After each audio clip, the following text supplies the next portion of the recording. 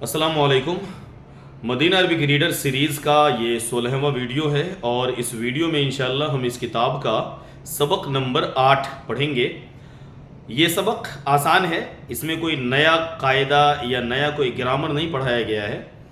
اس میں بنیادی الفاظ ہاذا، ہاذہ، ذالکا، تلکا، ان چاروں الفاظ کو استعمال کر کے الگ الگ قسم کے جملے بنائے گئے ہیں، اور یہ چاروں الفاظ کا معنی بھی آپ کو معلوم ہے۔ ہاذا کا مطلب ہوتا ہے یہ، ہاذہ کا مطلب بھی ہوتا ہے یہ، ہاذا مذکر کے لیے، میل کے لیے، اور ہاذہ مؤنث کے لیے۔ اسی طریقے سے آپ نے پڑھا ہے ذالکا کا مطلب بھی ہوتا ہے وہ، اور تلکا کا مطلب بھی ہوتا ہے وہ۔ ذالکا مذکر کے لیے یعنی میل کے لیے استعمال ہوتا ہے، اور تلکا فیمیل کے لیے۔ تو اس سبق میں یہی 4 الفاظ کو مختلف جملوں میں استعمال کیا جائے گا۔ البتہ گرامر سے متعلق ایک چیز جو ہمیں جاننی چاہیے اور وہ اس سبق میں آئے گی، اور اس کے لیے آپ یہاں پہ 2 جملے دیکھ سکتے ہیں۔ پہلا جملہ ہے ھذا قلم، یہ ایک قلم ہے۔ ھذا قلم، یہ ایک قلم ہے، دس از اے پین۔ لیکن اگر آپ تنوین کو ہٹا دیں اور ال لگا دیں اور یوں بولیں ھذا القلم، تو اب یہ جملہ نہیں رہ جاتا ہے، اب یہ ناقص انکمپلیٹ سینٹنس ہو جاتا ہے، اور اب ترجمہ ہوگا دس پین، یہ قلم۔ امید کرتا ہوں آپ فرق سمجھ گئے ہوں گے۔ ھذا قلم، یہ ایک قلم ہے، اور ھذا القلم، یہ قلم۔ ال اگر آپ لگا دیتے ہیں دوسرے لفظ پہ تو وہ انکمپلیٹ سینٹنس بن جاتا ہے۔ ایک اور مثال، ذالک کتاب، وہ ایک کتاب ہے، لیکن اگر میں بولوں ذالک الکتاب تو معنی ہو جائے گا وہ کتاب، ذالک الکتاب، وہ کتاب۔ تو اس فرق کو آپ ذہن میں رکھیں۔ اگر تنوین ہے دوسرے لفظ کے آخری حرف پہ تو وہ جملہ ہے، اور اگر تنوین نہیں ہے اور ال کے ساتھ وہ لفظ استعمال ہو رہا ہے تو وہ جملہ نہیں رہے گا، وہ انکمپلیٹ سینٹنس ہوگا، ادھورا جملہ ہوگا، اور ترجمہ بھی ویسے ہی ہوگا، یہ قلم، یہ کتاب۔ تو اس فرق کو آپ ذہن میں رکھیں، اور چلیے اب اسی قسم کی کچھ اور تمرینات پڑھتے ہیں کتاب میں۔ بسم اللہ الرحمن الرحیم۔ یہ ہے سبق نمبر 8، صفحہ نمبر 56 پہ، پیج نمبر 56۔ الدرس الثامن، الدرس سبق، ثامن 8واں، الدرس الثامن 8واں سبق، لیسن نمبر 8۔ جیسے کہ میں نے کہا کہ اس پہلے جملے سے ہی آپ کو اندازہ ہو جائے گا کہ اس کا سمجھنا کافی آسان ہے۔ پہلا جملہ ہے ھذا الرجل تاجر، ھذا یہ رجل آدمی، تاجر تاجر ہے۔ ھذا الرجل تاجر، یہ آدمی تاجر ہے۔ وذالک الرجل طبیب، اور وہ آدمی ڈاکٹر ہے۔ انگلش میں ترجمہ ہوگا ھذا الرجل، دس مین، تاجر از اے merchant, this main is a merchant, وذالک الرجل طبیب، and that man is a doctor. دوسرا جملہ ہے اسم التاجری، تاجر کا نام، اسم نام، تاجری تاجر، تاجر کا نام محمود، محمود ہے، تاجر کا نام محمود ہے۔ و اسم الطبیب سعید، اور ڈاکٹر کا نام سعید ہے۔ واسم الطبیب سعید، اور ڈاکٹر کا نام سعید ہے۔ انگلش میں کہیں گے اسم التاجر مرچینٹس نیم از محمود، واسم الطبیب سعید، اینڈ ڈاکٹرز نیم از سعید۔ تیسرا جملہ ہے ھذا البیت، ھذا البیت یہ گھر، للتاجری تاجر کا ہے۔ لی کا مطلب ہوتا ہے واسطے، برائے، کا، کی، یہ سارے معنی ہوتے ہیں لام زیر لی کے۔ تو ھذا البیت للتاجری، یہ گھر تاجر کا ہے۔ وذالک البیت للطبیب، اور وہ گھر ڈاکٹر کا ہے۔ ھذا البیت للتاجر، دس ہاؤس از مرچینٹس، وذالک البیت للطبیب، and that house is doctors. یہ ترجمہ ہوگا انگلش میں۔ آگے ہے بیت التاجری امام المسجدی، بیت التاجری تاجر کا گھر، امامہ کا مطلب ہوتا ہے سامنے، مسجدی مسجد، بیت التاجری تاجر کا گھر مسجد کے سامنے ہے۔ وبیت الطبیبی، اور ڈاکٹر کا گھر خلف المدرستی، اسکول کے پیچھے ہے۔ انگلش ترجمہ ہوگا بیت التاجر مرچینٹس ہاؤس امام المسجد از ان فرنٹ آف مسجد، وبیت الطبیبی خلف المدرسہ and doctors house is behind the school. خلفہ کا مطلب بیہائنڈ، المدرسہ اسکول.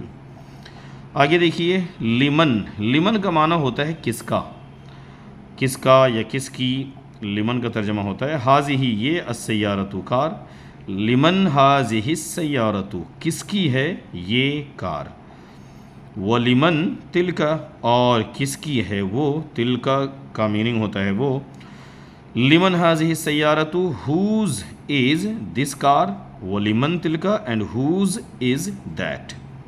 آگے چلیں. ہاذہ السیارۃ للطبیبی. ہاذہ السیارۃ یہ کار للطبیبی ڈاکٹر کی ہے. وَتِلْکَ للتاجری اور وہ تاجر کی ہے. This car is doctors and that is merchants. اب یہ بھی بول سکتے ہیں this car belongs to the doctor and that belongs to the merchant. آگے دیکھیں هذه السيارة من اليابان. یہ کار جاپان کی ہے. جاپان سے ہے مطلب جاپان کی ہے. وَتِلْكَ من امریکہ اور وہ امریکہ کی ہے. انگلش ترجمہ ہوگا هذه السيارة من اليابان. This car is from Japan. وَتِلْكَ من امریکہ and that is from امریکہ. اب یہ جو ہم نے 6-7 لائنیں پڑھی ہیں یہاں پہ، ان کی روشنی پہ ہی، انہی پہ بیسڈ کچھ کویشچنز ہیں آگے. ان سوالوں کو پڑھیے اور ان کا جواب دینے کی کوشش کیجیے. اجب عن الاسئلۃ الآتیہ. جواب دیجیے آنے والے سوالوں کا. Answer the following questions. پہلا سوال ہے من ھذا الرجل کون ہے یہ آدمی. ہو از دس مین. ومن ذالک الرجل اور کون ہے وہ آدمی. ہم نے کتاب میں پڑھا تھا کہ یہ آدمی تاجر ہے اور وہ آدمی ڈاکٹر ہے، تو جملہ ہوگا ھذا الرجل تاجر وذالک الرجل طبیب. نمبر 2 ہے مسم التاجری. واٹ اسم نیم تاجری مرچنٹ. مسم التاجری what is the name of the merchant. Merchant کا نام کیا ہے. ہم نے کتاب میں پڑھا تھا کہ مرچنٹ کا نام محمود ہے، تو جواب ہوگا اسم التاجری محمود. نمبر 3 ہے مسم الطبیبی. کیا ہے نام ڈاکٹر کا. ڈاکٹر کا نام کیا ہے. مسم الطبیبی what is the name of the doctor.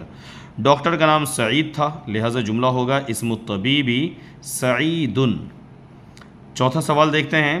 من این سیارۃ الطبیبی. کہاں سے ہے ڈاکٹر کی کار، یا کہاں کی ہے ڈاکٹر کی کار.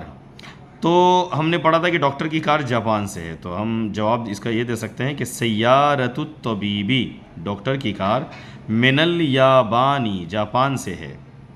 اگلا سوال ہے من این سیارۃ التاجری. From where is merchants car. کہاں کی ہے تاجر کی کار. تو تاجر کی کار آپ کو یاد ہوگا امریکہ کی تھی، لہٰذا جملہ آپ بنائیں گے سیارۃ التاجری من امریکہ. تاجر کی کار امریکہ سے ہے. نمبر 6 ہے این بیت التاجری. این کہاں ہے، بیت گھر، تاجری تاجر. Where is merchants house. تو جملہ تھا کہ تاجر کا گھر مسجد کے سامنے ہے، لہٰذا آپ بولیں گے بیت التاجری امام المسجدی. تاجر کا گھر مسجد کے سامنے ہے. آگے ہے این بیت الطبیبی. کہاں ہے ڈاکٹر کا گھر. Where is doctors house. Doctor کا گھر اگر آپ کو یاد ہو آیا تھا کہ اسکول کے پیچھے ہے، لہٰذا جملہ آپ بنائیں گے بیت الطبیبی خلف المدرستی. بیت الطبیبی ڈاکٹر کا گھر، خلف المدرسہ اسکول کے پیچھے ہے. ایک اور ایکسرسائز صفحہ نمبر 57 میں. یہ اس ایکسرسائز کا عنوان ہے اقرأ وکتب read and write. Read and write. بے حد آسان جملے ہیں اس تمرین کے اندر بھی. پہلا جملہ دیکھیں. ھذا الولد خالد. یہ لڑکا خالد ہے. وذالک الولد اور وہ لڑکا محمد محمد ہے. ھذا الولد Khalid this boy is Khalid. وذالک الولد Muhammad and that boy is Muhammad. Number 2 دیکھیں. ھذا الرجل مدرس. یہ آدمی استاذ ہے، وَذَلِكَ الرَّجُلُ مُهَندِسٌ اور وہ آدمی انجینئر ہے۔ انگلش میں ترجمہ ہوگا هَذَا الرَّجُلُ this man is a teacher، مدرسن کا مطلب ٹیچر، وَذَلِكَ الرَّجُلُ مُهَندِسٌ and that man is an engineer۔ Number 3 ہے هَذَا الْكِتَابُ جَدِيدٌ، یہ کتاب نئی ہے، وَذَلِكَ الْكِتَابُ قَدِيمٌ اور وہ کتاب پرانی ہے۔ هَذَا الْكِتَابُ جَدِيدٌ this book is new and that book is old۔ Number 4 ہے هَذِهِ السَّيَّارَةُ، یہ کار، لی علی، علی کی ہے، جیسے کہ پہلے بتایا میں نے آپ کو، لام زیر لی کا مطلب ہوتا ہے کا، کی، تو هَذِهِ السَّيَّارَةُ لی علی، یہ کار علی کی ہے، وَتِلْكَ لی خالد اور وہ خالد کی ہے۔ هَذِهِ السَّيَّارَةُ this car لی علی belongs to Ali and that belongs to خالد، یہ انگلش ترجمہ ہوگا۔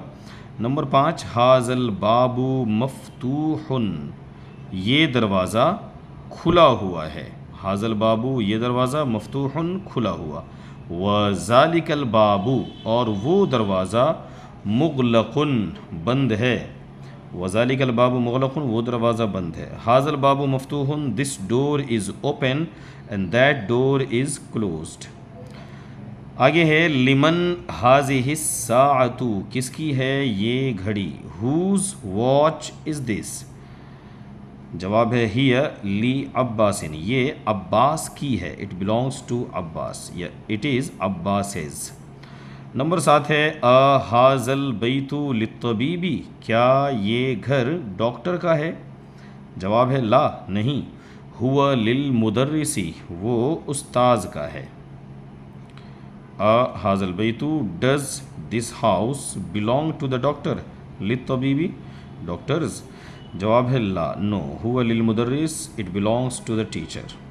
نمبر 8 ہے هَذِهِ الدَّرَّاجَةُ لِابْنِ الْمُؤَذِّنِ، کیا یہ سائیکل مؤذن کے بیٹے کی ہے، جواب ہے نعم، yes, does this bicycle belong to مؤذن's son، the answer is نعم، یس۔ آگے کچھ اور جملے، من هَذَا الْوَلَدُ کون ہے یہ لڑکا، من هَذَا الْوَلَدُ who is this boy، هُوَ طالب من العراق وہ طالب علم ہیں عراق سے، he is a student from Iraq.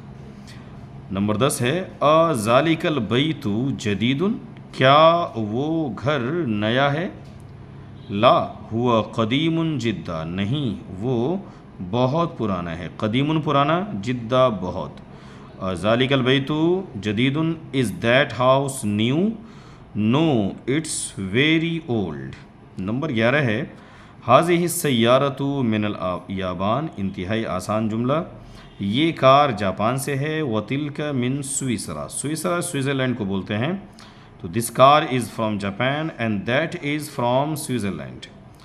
Number 12 ہے هَذَا السِّكِّينُ مِن أَلْمَانِيَا یہ چاقو جرمنی سے ہے، سکین کا معنی ہوتا ہے چاقو، هَذَا السِّكِّينُ مِن أَلْمَانِيَا this knife is from Germany, ہو سکتا ہے جرمنی کی چاقو مشہور ہو۔ بہرحال جملے کا ترجمہ یہی ہے هَذَا السِّكِّينُ مِن أَلْمَانِيَا this knife is from Germany, وَتِلْكَ الْمِلْعَقَةُ مِن إِنْگلترا and that spoon is from England. تلکا کا مطلب وہ، ملعقتو چمچ، شاید یہ لفظ پہلے بھی آ چکا ہے، اور وہ چمچ انگلینڈ سے ہے۔ تو یہ سبق نمبر 8 کی 2 تمرینیں کافی ہے میرے خیال سے آج کے لیے، چونکہ جو دونوں ہی تمرینات بڑی لمبی تھیں، اور تو آج اتنے ہی پہ اکتفا کرتے ہیں۔ اور آج کل جہاں سے میں یہ ویڈیو ریکارڈ کر رہا ہوں گرمی بھی بڑی سخت پڑ رہی ہے، تو مزید کوئی اور تمرین پڑھانے کی ہمت بھی نہیں ہو رہی ہے۔ بہرحال بقیہ تمرینات انشاءاللہ اگلے ویڈیو میں کور کریں گے۔ آج اتنا ہی، اللہ حافظ، انشاءاللہ ملتے ہیں اگلے ویڈیو میں۔